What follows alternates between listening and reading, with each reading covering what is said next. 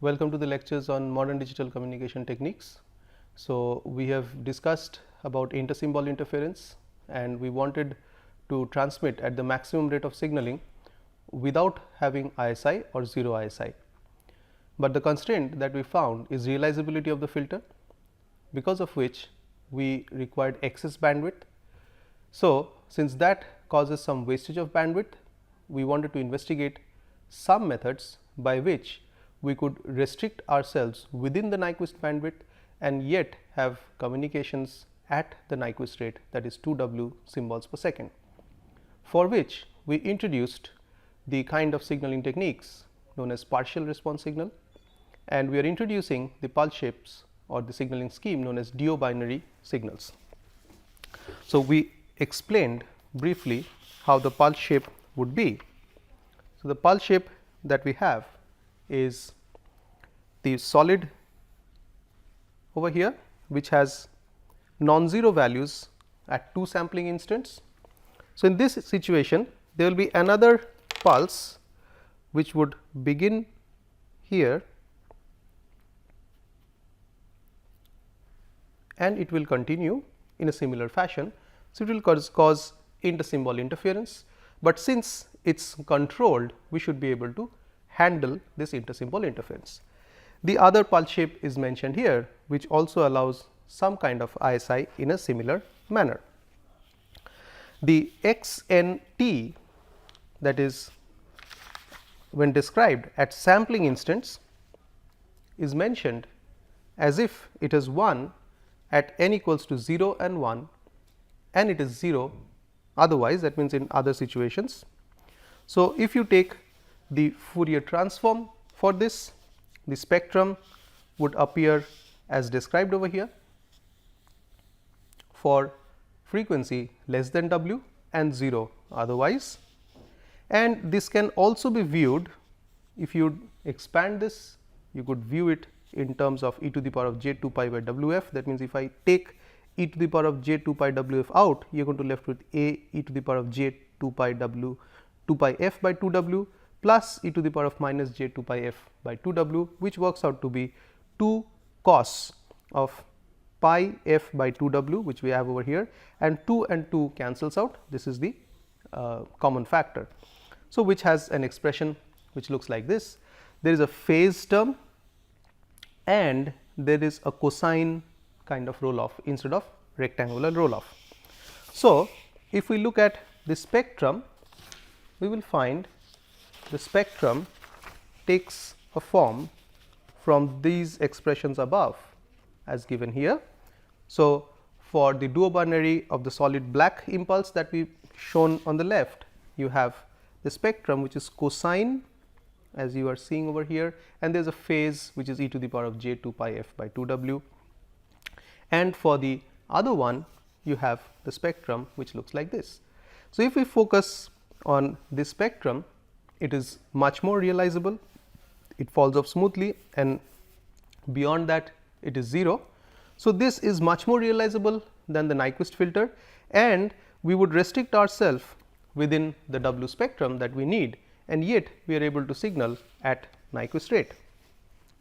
So, the other case, which is the red one, is indicated by the corresponding expressions of x t in the red color over here, which has 2 sync, the plus and a minus, as you can see plus and a minus. There is an offset of plus t and minus t. So, you have this offsets, right, and it can be described as 1 for n equals to minus 1, that means at that sampling instant it is 1 at n equals to minus 1, and it is minus 1 if you look at this value, it is minus 1 at n equals to 1, at n equals to 0 1 and 0 otherwise, it is 0 over here, 0 over here and 0 at all the places. And in terms of frequency response, it is e to the power of j something minus e to the power of minus j, and this is 2 j sine pi f by W.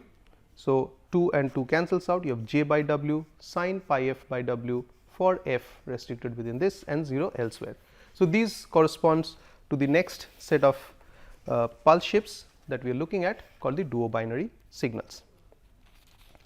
So, if we look at what happens I mean, before we proceed further, just let us quickly take a look at the general class of band limited signals with partial response can be expressed in this form. So, if you compare it whatever we have there, there is a sink plus a sink, here there is a sink minus a sink. So, you have a summation of sinks and you have values of x n upon 2 w, which can be plus or minus, and in the frequency you have again a form e to the power of j pi f, and x can take different values, according to which you are going to get spectrums which look like this. So, this is a general form, and Krejcima and Lucky, they produced other interesting pulse shapes, but they are pretty complex. So, we restrict ourselves to the study of duo binary signals as discussed in the previous picture. So, if we now focus on the data detection, so there are several ways of detecting the data. Ideally speaking, since we have memory in the system, so we should use some kind of a memory based demodulation technique. So, that means there is a sequence that we should concentrate on, and because of the sequence we can use the maximum likelihood sequence detector, because there is memory involved, there is a sequence, not symbol by symbol. However, that is very complicated. So, we will focus on a symbol by symbol detection, although it is suboptimal, but still it serves of great purpose, and it also gives us insight into realizability of such systems. So, looking at symbol by symbol suboptimal detection. So, since x n of t is 1 for these values, that means at 2 sampling instance it is non-zero, the samples at the output of the received demodulator filter are y m, which is some b m plus noise, and b m is ith amplitude plus the I minus 1th symbol. So, these are the transmitted sequences. So, because of inter-symbol interference, we are seeing controlled inter-symbol interference because of the symbol and the previous symbol which we had drawn in the picture here. So, there is and interference here, right. So, that is what we had depicted, and this is the noise, of course, we have stated.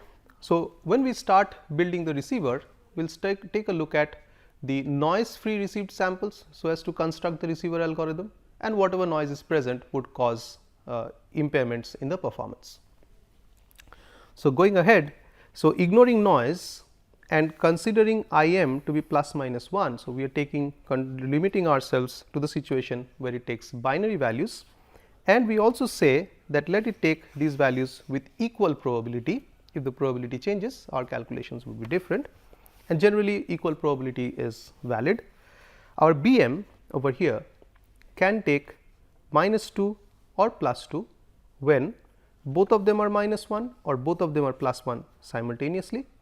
So, if each has a probability of half, probability of getting 1 and 1 is half multiplied by half, that is 1/4, and probability of getting minus 1 and minus 1 is similarly probability of getting minus 1/2 multiplied by that of half. So, we are taking the joint and considering these to be independent sequences is 1/2, and 50% probability of other situations, that is 0, that means a plus 1, a minus 1, or a minus 1 and a plus 1. So, there are two conditions, each with 1/4 probability, adding to give half probability, which we get as 0. So, given this, we consider at this point that I m minus 1 is detected symbol from the m minus 1th signaling instant. So, suppose we begin with that I m is detected correctly, and that can help us in the decoding procedure. So, if this confuses, we can begin with the state where there is no transmission, that is 0 amplitude. When detected, the first detected symbol is, let us say, I 0. So, its effect on B m can be eliminated by subtraction, because you can see B m is given by this. So, if I know I m, I can take away I m minus 1. If I know this, I can take away I m minus 1 and I will be left with I m. So, if I have detected this correctly, I will be left with only the current signal. So, if I can do this, that means if I can eliminate I m minus 1, I can detect I m. Now, because of I m minus 1 error in detection because of noise, because there is noise present, and we have discussed how noise affects the detection, and there is a detection probability and probability of error. Therefore, I m may also be erroneous. So, once I m is erroneous, the next symbol may also be erroneous, and so on and so forth. So, this procedure is known as, or this situation is known as error propagation. So, we would like to see if it is possible to remove this error propagation.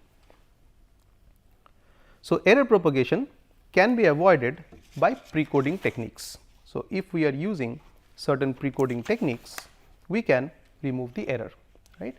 So, what we can do is at the transmitter we can produce P m as d m modulo 2 subtraction of P m minus 1, where P m is the output and d m is the data sequence of zeros and 1. So, P m would be zeros and ones using a memory of the previous output. So, this, since it is modulo 2 operation, we are going to get P m as zeros and ones. This is the incoming bit stream. So, there is some kind of a memory involved. So, there is some process similar to the NRZ I that we had seen before. So, if we set I m equals to minus 1, in that case our P m would be 0, and if we can set I m as 1 if P m is 0, that means whenever P m is 0, I would send a minus amplitude level, and when P m is 1, I would send a plus amplitude level. So, this could be minus d plus d, or it is represented as minus 1 plus 1. So, this is the amplitudes, pulse amplitude modulated binary pulse amplitude. So, these are the two values in consistent with this description over here. So, based on the bit sequence here, I get these amplitudes. So, hence we could write I m as 2 times P m minus 1, because P m takes a value of 0, I m takes a value of minus 1, which is depicted here, and P m takes a value of 1, I m takes a value of 2 times 1 minus 1, which is 1, which is depicted here. So, the noise free output at the receiver. So, you would recall that the received signal is this. So, noise free means I am looking at removing this only at B m, right. So, that means I am looking at this and not at this. As I said, we want to construct the receiver by focusing on this and not on the noise, and then the noise would affect our decisions, of course. So, B m is equal to I m plus I minus 1, I m minus 1. So, we have all the necessary expressions visible now. B m as this, that is what we have written. I m is equal to 2 P m minus 1. So, we use here 2 P m minus 1, I m minus 1 is 2 times P m minus 1. So, we have this result 2 times P m plus P m minus 1 minus 1. So, what we get is P m plus P m minus 1 is, so we have B m is B m by 2, half of B m plus of 1, that is what we have over here. Now, since we know that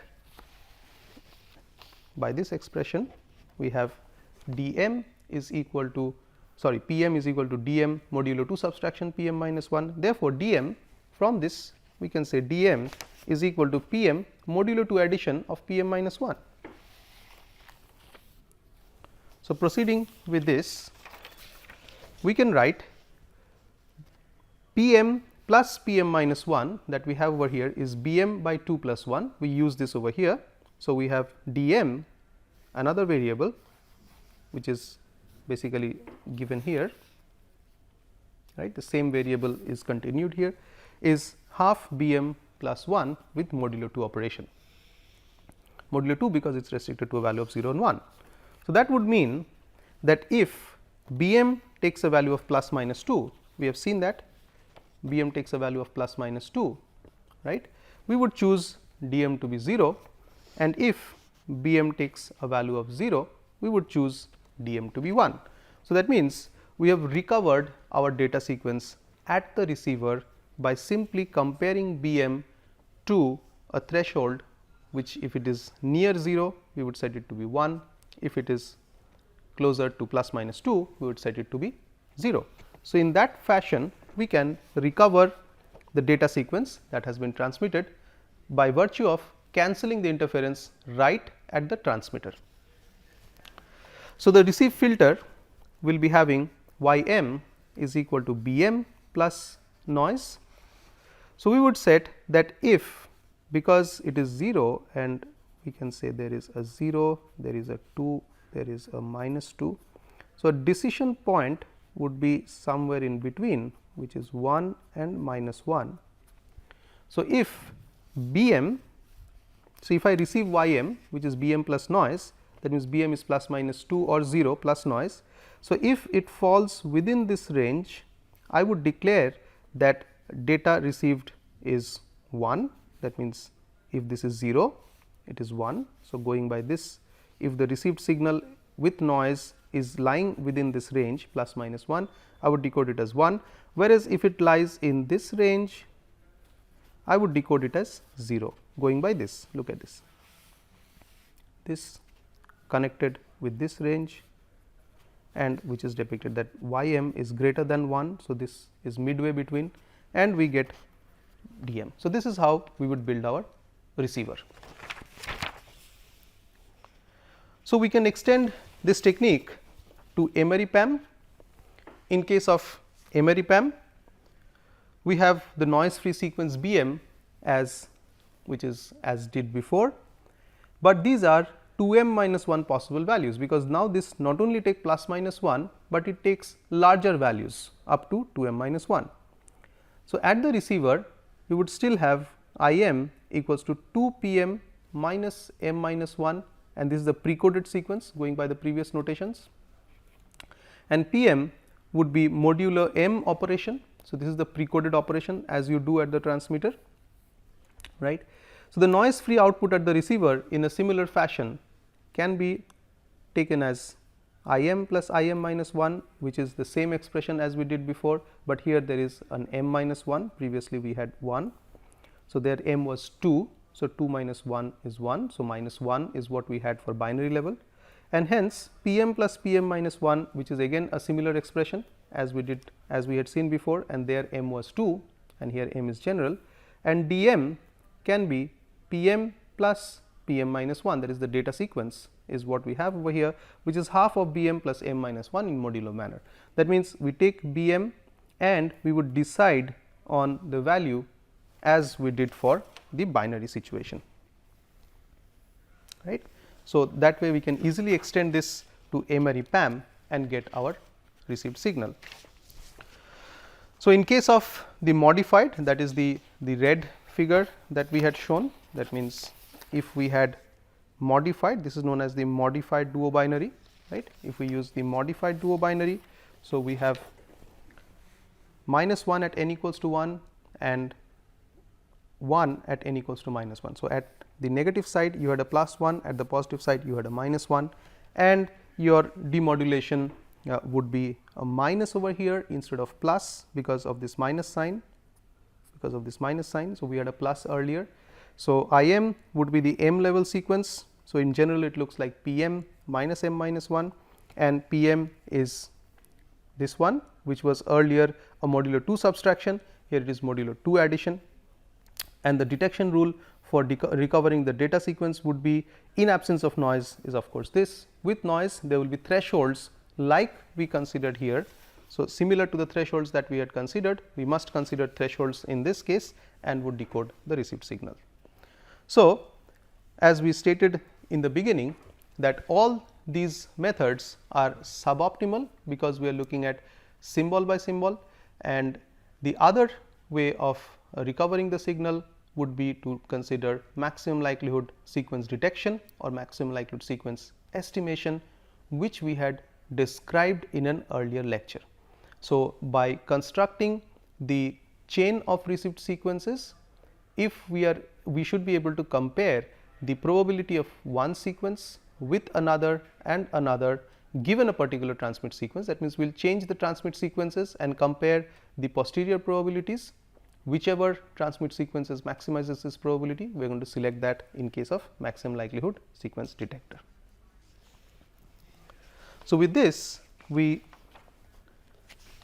cover our discussion on techniques by which we can send signals through band limited channels. So, just a quick summary that we could restrict our signals to a bandwidth of 2 W, but in that case we would stretch our symbol duration to be longer than the typical Nyquist, and the excess bandwidth could be used for a smooth roll off.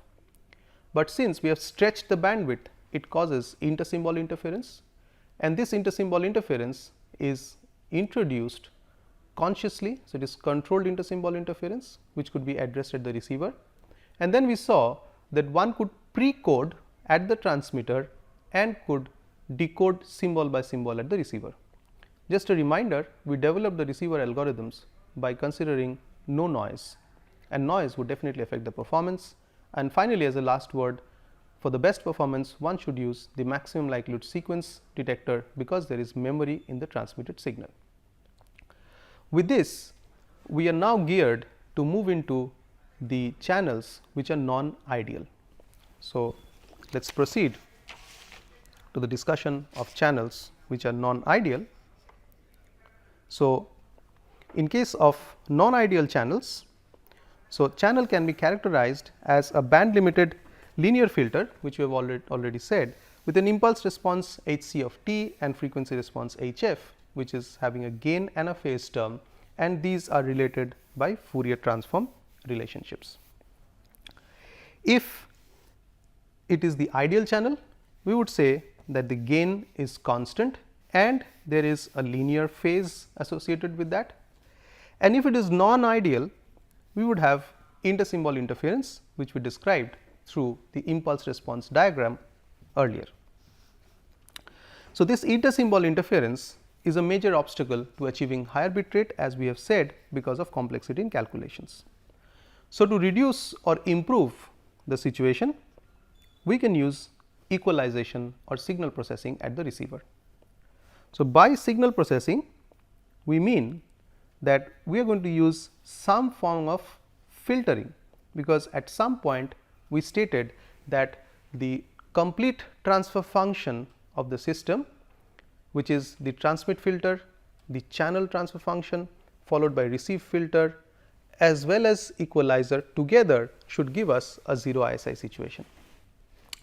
Since we said that channel is not known a priori, we would restrict the raised cosine pulse shape to the transmitter and receiver filters, and we would restrict it to root raised cosine.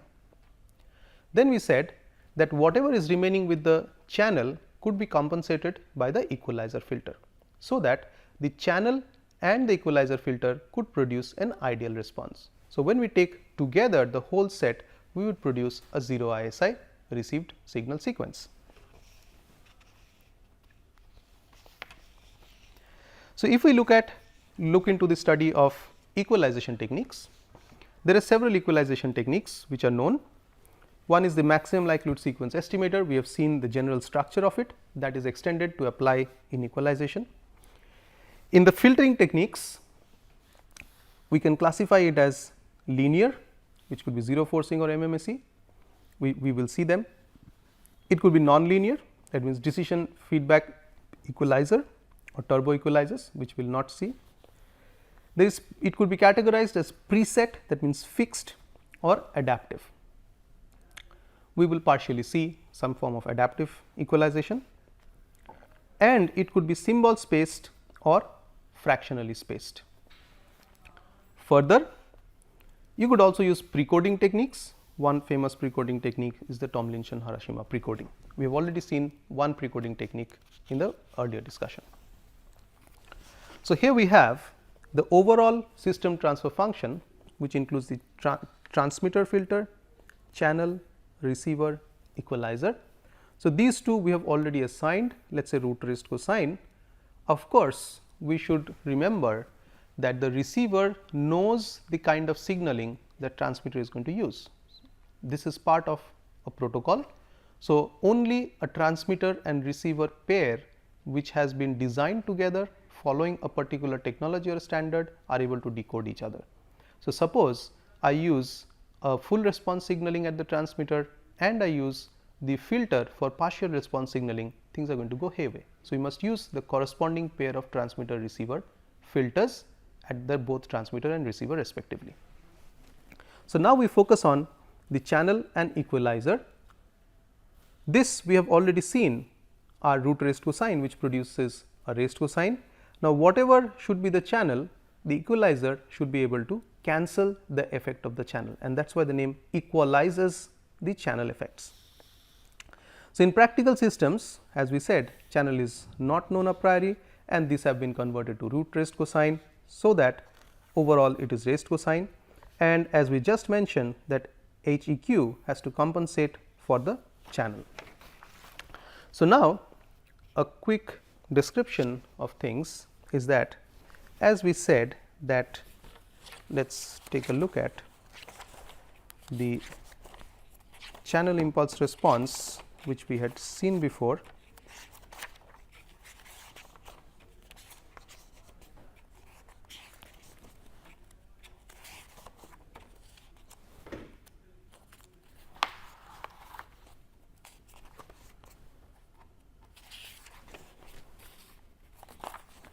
All right. Suppose the channel has an impulse response which is like this, and then there is another echo and continuous signals are sent. So, there is ISI. So, we want to pass this through a filter so that we get a raised cosine. Overall, we have seen that these two combine to produce the raised cosine. So, that means these two together remaining should produce an ideal filter. In other words, in the frequency domain, their response should be flat in terms of gain and there should be some linear phase. So, whatever is the channel transfer function, it should equalize the channel transfer function to produce. So, if this is the impulse response, the channel transfer function could be something like this. So, if we have to produce a channel transfer function which is in this manner, we should have a sync response composite. If we think of infinite bandwidth situation, in that case this should be converted back to an impulse. If the response is converted back to an impulse, we will get consecutive trains which are impulses and there would be no intersymbol interference. So, this leads us to having the equalizing filter made equal to 1 upon the channel transfer function. That means, when these two are multiplied, it produces a 1, leaving these two products to give a raised cosine. That means, the gain is inverse of the gain of the channel transfer function and the phase is the conjugate of the phase of the channel transfer function. So, together if it produces a 1 as the frequency response, it produces a value of 1. If you take the inverse Fourier transform, it should produce an impulse in the time domain. So, that means, if the channel produced an impulse response in this fashion, when it passes through a equalizer filter, it should produce an impulse at the sampling instants and 0 at all other sampling instants. So, that means, it is not allowing any ISI or it is forcing the interference to 0. So, these kind of filters, as described by the expression here, are also known as zero forcing equalizers, because they force the impulse response after passing through the equalizer filter, composite impulse response, to be then impulse. An impulse means it is unity at the first sampling instant and it is 0 at all other sampling instants. So, which means that if you have an impulse and zeros elsewhere, if I send another signal, there will be no interference, there is no interference. So, it is forcing all interference components to 0, because in the frequency domain you have a composite response which is flat and 1, in the time domain it is an impulse, and therefore, this kind of an equalizer filter is known as a zero forcing equalizer. In the next lecture, we will see some other kinds of equalizers, and thereafter we will proceed to design of other important algorithms of the communication system, such as synchronization. Thank you.